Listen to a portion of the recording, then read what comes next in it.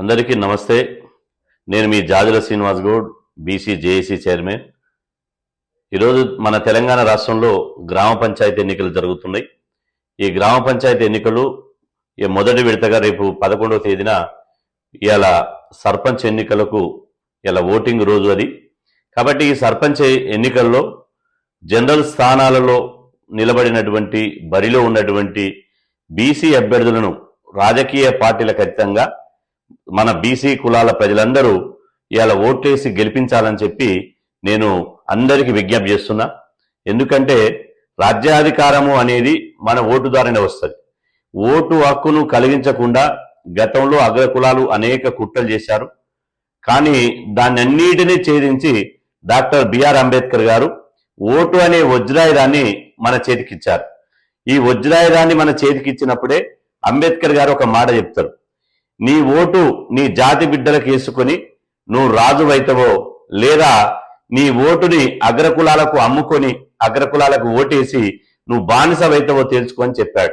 కాబట్టి తెలంగాణ రాష్ట్రంలో 42% రిజర్వేషన్ల కోసం ఇవాళ మేము పోరాటం చేస్తూనే ఉన్నాం. కానీ అగ్రకుల ప్రభుత్వాలు బీసీలకు రిజర్వేషన్లు వస్తే ఇవాళ సర్పంచ్ సీటు నుంచి మొదలుకుంటే ముఖ్యమంత్రి సీటు దాకా ఈ మెజార్టీగా ఉన్నటువంటి బీసీలు కైవసం చేసుకుంటారనే కుట్రతోటి 47% రిజర్వేషన్లు కాకుండా కుట్రలు చేశారు. వాస్తవంగా తెలంగాణ రాష్ట్రంలో బీసీలకు ఇవాళ 42% రిజర్వేషన్లు అమలైతే 5,300కు పైగా బీసీలకు రిజర్వేషన్లు వచ్చేటువంటి అవకాశం ఉండే. కానీ 17% రిజర్వేషన్లు అమలు చేయడం మూలంగా కేవలం 12,736 గ్రామాలలో బీసీలకు 2,176 స్థానాలు మాత్రమే రిజర్వ్ అయినాయి. అంటే 60% ఉన్నటువంటి బీసీలకు 17% మాత్రమే రిజర్వేషన్లు మనకు రావడం జరిగింది. అంటే బీసీలకు ఈ గ్రామ పంచాయతీ ఎన్నికల్లో రిజర్వేషన్లో చాలా అన్యాయం జరిగింది. కాబట్టి ఈ అన్యాయాన్ని సరిదిద్దాలంటే మన ఓటుతోటే ఈ అగ్రకుల ప్రభుత్వాలకు బుద్ధి చెప్పాల్సిన అవసరం ఉంది. బీసీ బిడ్డలను గెలిపించుకోవడం ద్వారా మన చైతన్యాన్ని చాటి చెప్పాలి.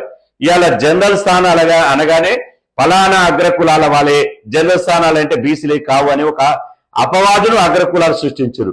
కానీ ఈ జనరల్ స్థానాలు 5,380 జనరల్ స్థానాలు మన బీసీలే. కాబట్టి జనరల్ స్థానాల్లో నిలబడ్డటువంటి ఇవాళ బీసీ బిడ్డలను మన పేగు తెంచుకొని పుట్టినోళ్ళు, మన కష్టాలు తెలిసినోళ్ళు, కన్నీళ్ళ బాధ తెలిసినోళ్ళు, మన జాతి బిడ్డలు, వాళ్ళని గెలిపించుకుంటేనే బీసీల ఆత్మగౌరవం పెరుగుతుంది. బీసీ బిడ్డలను గెలిపించుకుంటూనే మన తలరాత మారుతుంది. బీసీ బిడ్డలను గెలిపించుకుంటూనే పార్టీలకు అతీతంగా ఇవాళ మనకు రాజ్యాధికారం వస్తుంది. రాజ్యాధికారం వస్తే 60% మంది మనం బీసీలం యాచించే దశ నుండి శాసించే దశకు వస్తాం. రేపు 2028లో భవిష్యత్ అంతా తెలంగాణ గడ్డ మీద బీసీల జెండా విరేస్తాం. కాబట్టి ఇలా బీసీ అభ్యర్థులను గెలిపించుకోవాలి. దయచేసి అగ్రకులాల అభ్యర్థులు అక్రమంగా సంపాదించినటువంటి మనని దోసుకొని దాచుకున్నటువంటి సొమ్ముతోటి ఇవాళ నోట్లతోటి, లిక్కర్ తోటి, బిర్యానీ పొట్టాలతోటి విచ్చలవిడిగా కుల సంఘాలకు, బీసీ సంఘాలకు, అదేవిధంగా బీసీ సమాజానికి, ఎస్సీ ఎస్టీ మైనార్టీ సమాజానికి, పేద వర్గాలకు ఇలా తాయిలాలు ఇచ్చి, రాయితీలు ఇచ్చి, మభ్యపెట్టి ఇలా మన ఓట్లను కొల్లగొట్టాలని చూస్తున్నారు.